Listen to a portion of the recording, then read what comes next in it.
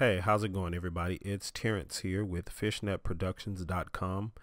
Got another quick video for you today on the Waves SSL 4000 bundle.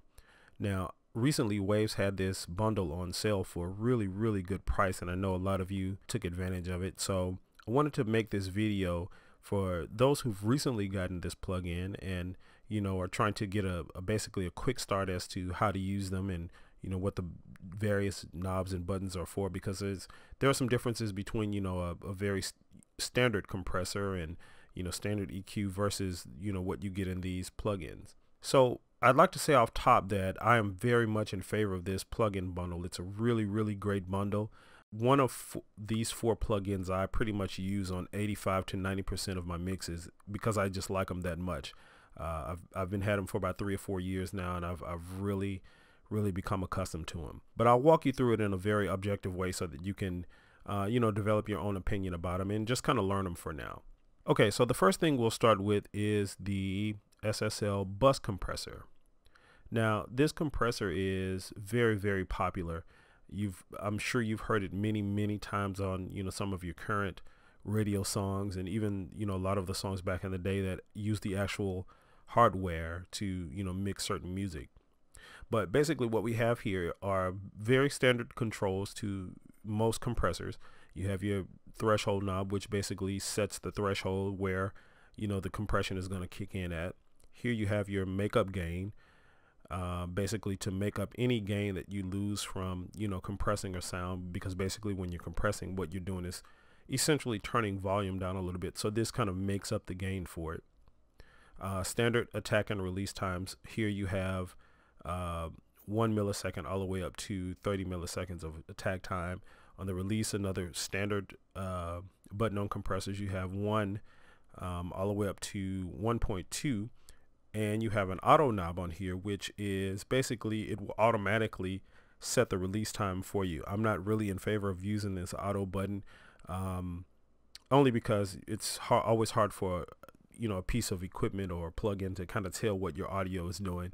I kind of like to be able to dial it in myself. So but again, you're absolutely free to experiment with this and see if you like it for yourselves.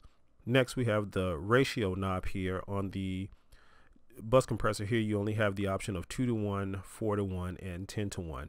I really like this because it kind of you're able to quickly lock yourself into a certain ratio. You can consider this 2:1 a small ratio. You can consider the 4:1 a moderate ratio, and then the 10:1 a very high, almost limiting kind of ratio. So you can really dial in these settings really fast, and you don't have to worry about setting a 2.3:1 ratio or something like that that other compressors have the option of. Here you also have your in and out button. Basically this is kind of what it sounds like. This turns the signal on and off coming into the compressor. So of course when this is on, the signal is coming in, and then when it's off, no signal is being passed through here.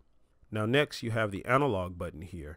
Now when this button is turned off, basically you're not getting any of the SSL sound. Basically plug-in emulations emulate certain harmonic distortions and stuff like that you get from using certain hardware that's using electricity, that has natural kind of artifacts in it. And this is the modeling of these plugins. This is basically the SSL sound right here.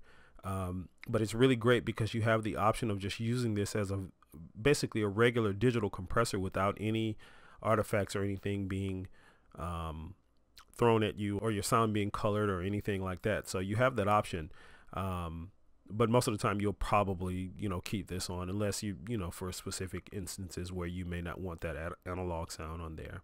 Now this final button on the SSL compressor is a button that's really uncommon to compressors at all. In fact, I think this is the only compressor I've ever seen a button like this on. Basically this button is a fade button. So, and I'll demonstrate this for you in a second, but basically what it allows you to do is fade out audio, fade in and fade out audio. So when this is toggled on, these two buttons here work together. So when it's toggled on, you can set the fade out time here with this knob. So it'll, of course this is faster fade out and this is more slower fade out. Now from my experience, the times on these are very misleading. I'm not sure because usually set here, it's not a 60-second fade out and it's not a 60 millisecond fade out or anything like that. Usually set here, I think it's about, last time I checked, that it was maybe about 12 or 13 seconds worth of fade out. And of course, it, it gets slower and slower and slower here on down. But the max I've gotten out of this is, about 12, like I said, maybe 12, maybe 13 seconds of fade out time. So basically here, that's the fade out. And when you toggle this button, now you have a fade in. So now after the music has faded out, you can toggle this on and it fades back in basically at the same rate that you set this for the fade out. Now the next thing is, of course, fade off, and you're not getting any fade at all. It's just running it through the compressor and you're not using this knob. Now personally, I don't use this button for anything. I don't like to fade out. I like to do my fades manually so I can see them and basically time where I want to fade out and feel the music. But again, you're free to use this if you want, but I'll just give you a quick demonstration of how this works. Now this track here that I'm using is basically a song that I've mixed for a client of mine. It's kind of an EDM song, but the client is a saxophone player. So there's a lead saxophone in here instead of where you would probably hear a lead vocal at. So I'll just play a little bit of this, and then once it gets in the track, I'll demonstrate this fade in and fade out for you. Let the bass kick.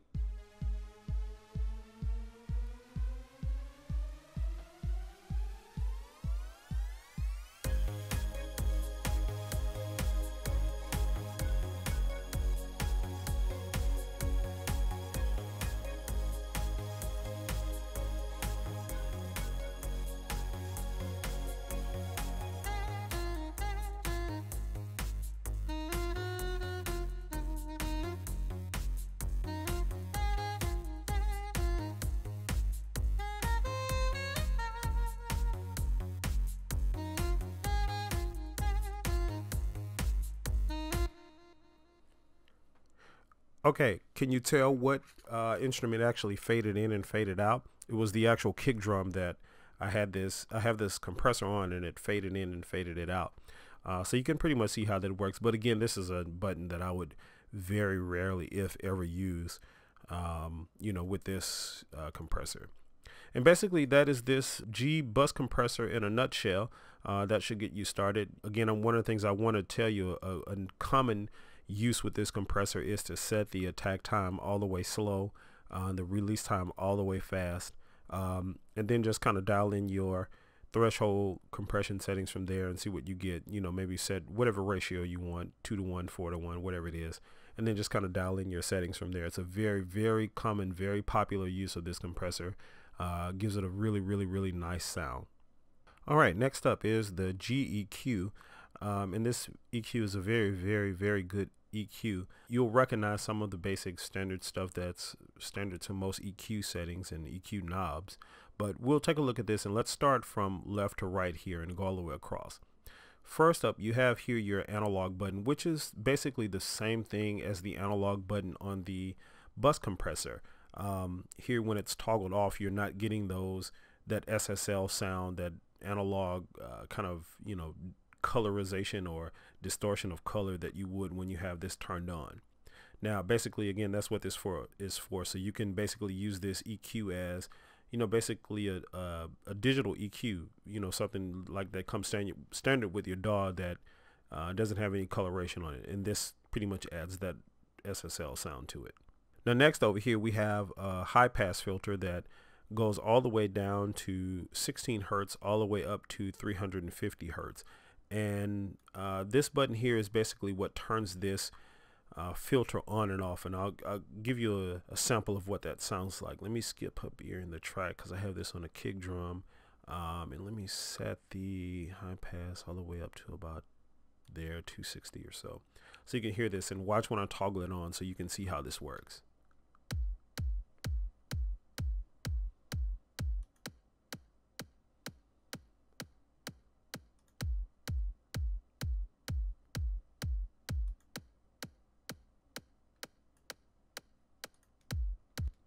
Okay, so you can see how that works, basically like a standard high pass filter, and this button here just toggles it on and off. Now, next up, we have the low frequency controls here. Basically, here's your frequencies right here. It goes all the way down to 30 hertz, all the way up to 450, and a lot of frequencies in between. So basically, this is a standard low end frequency set button. You can dial this in, you know, say on your kick drum, set it at 55 or 60, so, and you know, boost and cut here as you like. Now the boost and cuts on this one go all the way up to -17 and +17 from 0. So again, that's basically your standard knob on those frequencies. Now next up, you have the low mid frequencies, and this works pretty much the same as the low frequency setting, except for here you have a Q setting in which you can set the Q. The Q here is pretty much automatically set. You don't have the option of changing that, but here you do. It goes all the way to from 3.5 up into 0.1 and anywhere in between. So that's basically your standard Q button that you will see on most EQs that you're able to set. And again, this is your frequency knob, just as it is here on the low mid frequencies to set your frequencies. And this is the boost and cut knob. Now on this one, you're able to subtract -20 and go up to +20, and that's a little bit different from this one because it only has plus and -17. Here you have, now this button here I want to talk about a little bit because it's not standard to plugins at all. Basically, this is what's called a divided by 3 button, and that's basically what it says on here. But let me explain to you what it does. So basically, it takes this frequency that you set it here and divides it by 3. So let's say I had this frequency here set at 300, and I put this button on. Now basically, now this low mid frequency is working at 100, that I'm able to boost 100 instead of 300. Now let me tell you why that's important. See, what happens here, you don't have the option of, you know, setting this EQ all the way down to 100. So you really don't have a 100 setting on here, and this opens up that option to do that for you. So if you want to divide that, and then the same thing if you know, in the higher frequencies, it allows for a bigger overlap in your frequency spectrum. So basically that's what this button does. Now next up, we have the high mid frequency buttons here, which are the green buttons. Now this is just the same as the low mid frequency buttons. You have your Q here, you have your frequency here, and you have your gain here, and this goes all the way up and down to plus and -20, just as the low mid frequency button does. However, the difference is you have a button here, you have this multiply by 3 button here. Now in contrast to the divide by 3 button on the low mid frequency, the multiply by 3 frequency actually takes a frequency and multiplies it by 3. So it kind of serves that same purpose as the divide by 3 button does on the low mid frequency. It just expands this range for you. So again, if I have, I don't know, this frequency set for 3000 hertz, and I put this on, now basically my EQ is set at 3000 times 3, which is 9000 hertz, which if I had this button turned off, I don't have the option here for 9000 hertz because this only goes up to again 7000. So again, this just kind of expands that frequency range for you and gives you you know, just some more options to work with these EQ buttons. Now next up on this is the high mid frequency. Basically same thing here. This goes all the way up to your gain goes all the way up to +17 and -17, and your frequency goes from 1.5 kilohertz all the way up to 16,000. So that's basically, and this is in contrast again to the low mid frequency. Here you don't have the option of a Q button, so the curves are automatically set on here. Now lastly, on this plugin we have this section here. Basically this button is the EQ in button, and it turns basically the EQ section on and off. So again, if I have, you know, some boost here, you know, some cut here, boost there, and I'll play this, and the EQ is on, this will now basically turn that EQ off. So I'll toggle this on and off so you can hear what it does.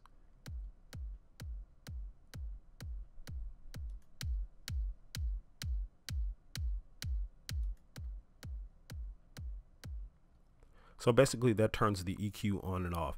Now what this is good for is, because you may not want to use the EQ of this, the EQ knobs of this particular EQ.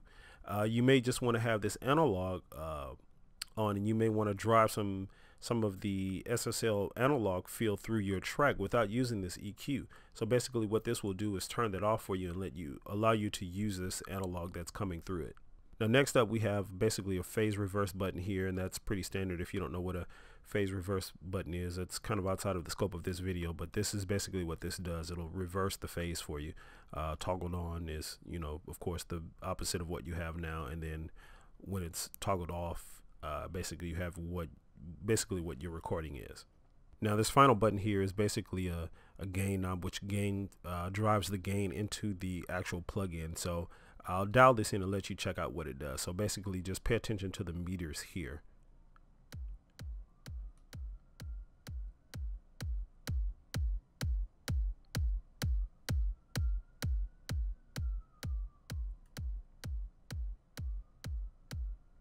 Okay, next up and finally in this tutorial are the E channel strip and the G channel strip. Now I have these pulled up next to each other so you can see basically that they 90% of these two channel strips are the same.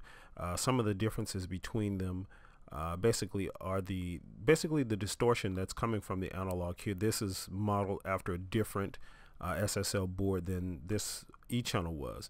So, you know, the analog here turned on is, you know, gives you a different type of distortion and, you know, harmonics from a different kind of board than what this one does. And also one of the other differences is the gain structure on these. So basically on the E channel here, you have a gain structure here on all of the settings of -15 and +15. See here, -15, +15, -15, +15, -15, +15, if I can drag, there we go. And here it's a little bit different. So on this one, you have, this one goes all the way up to 17 and -17. This one goes all the way up to 20 and -20. So you have again a different gain structure here. Same thing on the low mid frequency, 20 and -20. Here you have 17 and -17 on the low frequency. And those are the two biggest differences between this plugin. And there are some other differences that I'll talk about shortly, but I just wanted to show you that off top so you basically know what happens. But I'm going to hang my hat with this E channel and basically explain this E channel. And once I explain this, you'll get the gist of what this one does as well. Okay, so with this E channel strip, let's start here, work our way down, and then work our way down from here. Now, basically this plugin is split into two different sections. You have, and this is your down the middle here, you have this basically your EQ settings, and then you have your dynamic settings over here. Now these EQ knobs are basically the same as they are on the EQ plugin that I explained to you earlier in this video.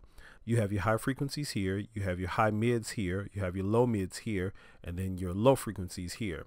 Now here on the high frequencies, basically what this button here does is changes this EQ to a bell EQ, which resembles the shape of a bell when you EQ it. And basically when this is toggled off, it's more of a shelving EQ where you have a larger range of frequencies that this touches. So basically, again, if you're looking for something maybe on like a vocal where you're trying to you know, I don't know, maybe take out some sibilants or something around the 6 or 7K area or something like that, you can, you know, toggle this on and it'll basically pinpoint those areas more closely than say would a shelving frequency if you had this turned off, which would, you know, give you a wider range and maybe not hit that particular range that you're talking about. So that's this button. Now the high mid frequencies are basically the exact same thing as on the EQ. Again, you have your gain here, your Q here, and your frequency set here. Same thing on the low mid frequencies, and on the low frequencies it's basically just the same as the high frequencies. Here you have a bell versus sort of a shelving EQ there. So basically the same thing I said about the high frequency applies to this, except for, you know, your frequencies, where your frequencies are set to. Now going back up to the top of this, basically you have your high pass and low pass filters here. This is your high pass filter here at the bottom. Basically when this is turned off, you're not getting any filtering at all, and the high pass goes all the way up to 350 Hertz. Same thing with the low pass filter. When it's turned to out, you're not getting any filtering at all, and this goes all the way down to 3000 kilohertz. So one important thing about this filter section is this split button.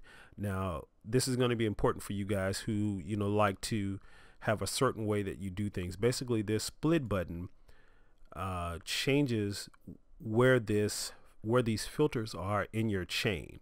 So, for example, you may like to, you know, filter before you go through dynamics or after you go through. So this toggled off will leave the filter set for after your dynamic section. So you do all of your compression and then your filters will be turned on from there. And again, that's just a preference thing, you know, how you like to set up your particular chains in your settings. Now next, I'll come down to these two buttons here. Basically what this is a bypass button. So this bypasses all of the EQ here. So if you're playing a track and, you know, you have your settings dialed in, you know, whatever they may be, cut here, boost here, something like that, and you want to kind of A and B what this sounds like with the EQ off and with it on, this is a quick bypass button. And this, I want to contrast this with basically the main bypass button of the plugin. So what this bypass button of the plugin does will bypass everything altogether. So the dynamic section and the EQ. But let's just say you want to hear what the you know, your compression sounds like without the EQ. You can bypass the EQ here and allow that to happen. All right, so the next side of this plugin is the dynamic section. Basically what you have up here is your compressor.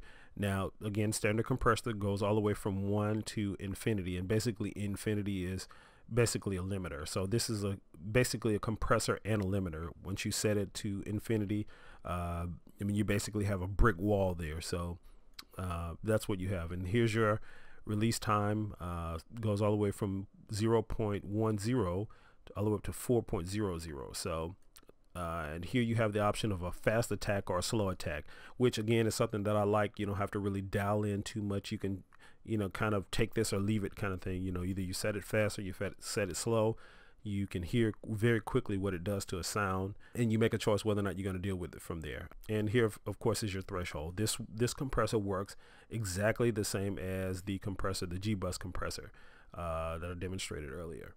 Now, next up here is the gate/expander settings here, or section here. Basically, this gate button toggles this from an expander to a gate. This turns it into a gate, you know, for, you know, maybe kick drums or anything you want to gate, vocal, lead vocal, or something like that. This toggles it from a gate to an expander. Now, again, explaining what a gate and an expander is kind of outside of the scope of this video. I just really want to explain these settings to you. So if you don't really know what an expander does, especially, I know that's a very uncommon thing for a lot of mixers to use. Gates are more common, so you probably know what that is. But if you don't know what either of those are, I advise you to really go do some research and look those up so you can have an idea what this does. But very quickly, you can kind of think of an expander as the opposite of a compressor. That's a very common way that it's defined. So anyway, this button again kind of just toggles this from a gate to an expander. So on would be your gate, off would be your expander. This sets the attack and release time again of your gate/expander. Same thing with fast and slow attack here, as was in the dynamic section here with the compressor. Okay, now lastly, this section I save for last because it's a very it's sort of complex, and it's a very important part of the plugin at the same time. With the exception of this bypass button works just the same as this bypass button on the EQ. So you can, you know, once you dial in your particular dynamics, this will bypass basically this whole section here. So you can kind of A and B your settings from, you know, your dynamic processing that you've done. Now, this channel out button is a very, very important button that you probably should remember. It's about as important as the split button here. Basically what this does is, again, changes the order of your chain. So say you're a person who likes to EQ first and then compress, or maybe you're a person who likes to do your compression first and then EQ. So basically this button sets that order for you. Now by default, it's set to compress first and then EQ.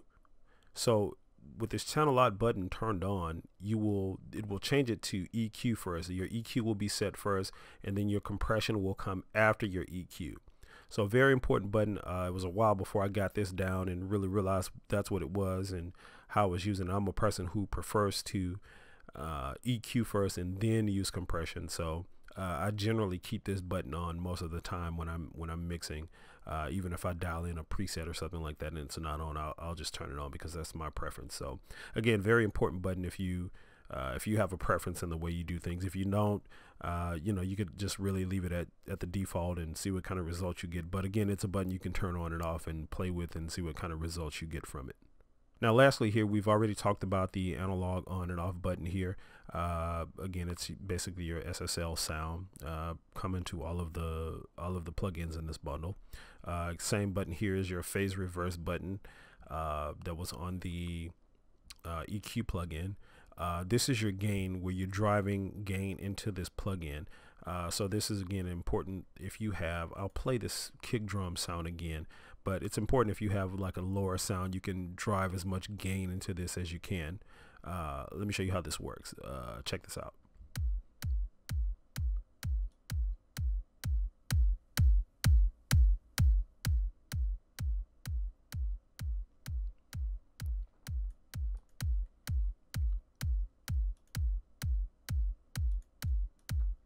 So basically this is just your gain knob of how much of the sound you're driving into the actual strip, the plugin.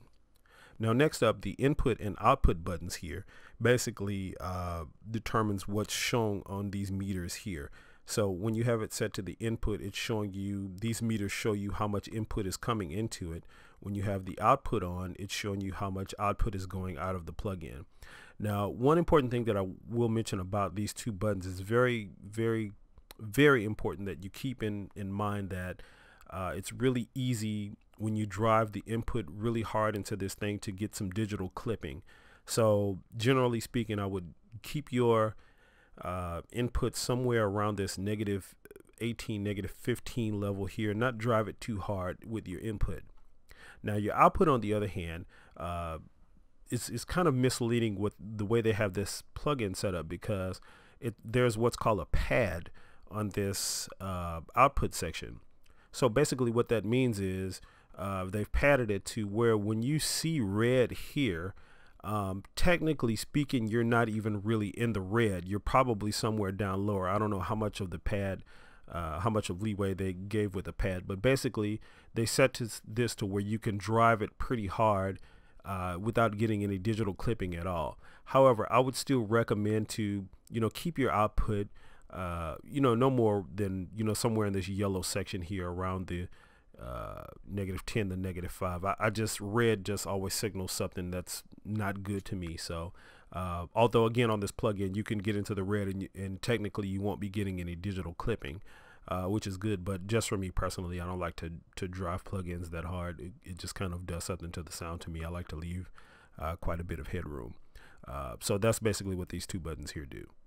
Now this last button over here is the output button. Basically determines how much gain is coming out of the plugin. Just like this button here, this knob determines how much gain is coming into the plugin. This particular knob here determines how much is going out. So let me demonstrate that to you. I'll play this kick drum again and just listen to what the kick drum does.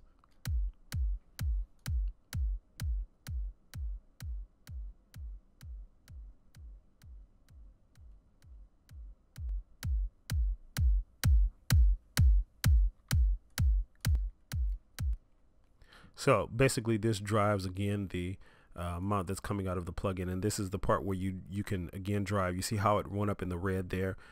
Technically speaking, they say when you get into the red here, you're not really getting any digital clipping or anything like that at all. But again, just for me, just to be safe, I like to keep mine down in this section here, and that basically describes these plugins. Okay, so the last thing about these plugins is that they all have really, really, really good presets to start out with, and the preset menu on all of these is pretty much accessible the same way. It's a little bit different if you're running a Mac than if you're running on a Windows computer, but basically here you can go into here, and this has a list of all of your your presets and stuff here. Now basically they come out with, you know, new presets to this thing probably every couple of years or so.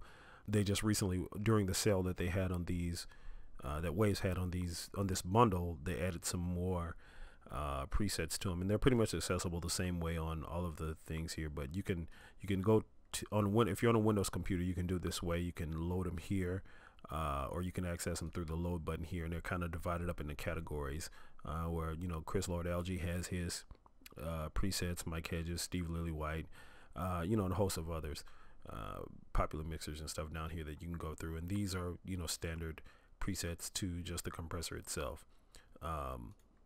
So anyway, and you can also, you know, load and save your own presets and stuff like that in these, so that it's a really good thing. It also has this A and B setup here to where you can basically have two plugins in one. So you can set this plugin here how you want it, and then go to B here, it's fully reset, and you can set this one how you want it, completely different settings. So you can just kind of click here and A and B the plugins on your mix if you want to, you know, mix something a couple of different ways. And this setting is on all of the plugins. So set up A here, set up B, A and B here, A and B here. A really useful tool for all of these plugins for kind of A and B purposes if you wanted to, again, just A and B something. Now another standard button on these plugins is this A to B button or B to A button. You can copy, depending on what you have here, you can copy this setting. So right now I have two different settings on A and then a different one on the B. This button here will copy what I have on A to B. So let me do that, push that button. Now watch, both of these are going to remain the same when I change them. Now, yeah, both of those are the same. It's basically coming on all four of these plugins.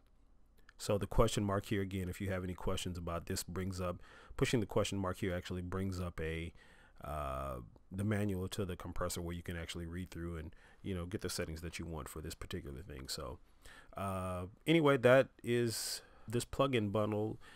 Quick walkthrough of that. I hope you got something from this video. Again, I just want to give my overall impression of this bundle. I really like it. It's one of my go-to bundles that I use on most of my mixes, and it really sounds good. So I advise you to just, again, take some time to learn what it sounds like. You know, be objective about it and learn if you like it. See what you can do to it on a mix. Just, you know, use these plugins on a mix exclusively by themselves, or, you know, mix them with some other plugins, your favorite plugins, and see what kind of sound you get. One of the things that you'll notice is that the analog distortion on these plugins is very subtle. So you can pretty much put these on all your tracks, and until you learn to develop your ears, you probably won't even notice that much difference in them, because the analog feel to it is a little subtle, but it's really good in a subtle way. So again, I hope you guys got something out of this video. Make sure you subscribe to the channel. I'm going to be putting up a lot more videos soon, a lot more tutorials and stuff like that. So if you guys are interested in that kind of stuff, make sure you subscribe to the channel. And until then, I'll see you guys in the next video.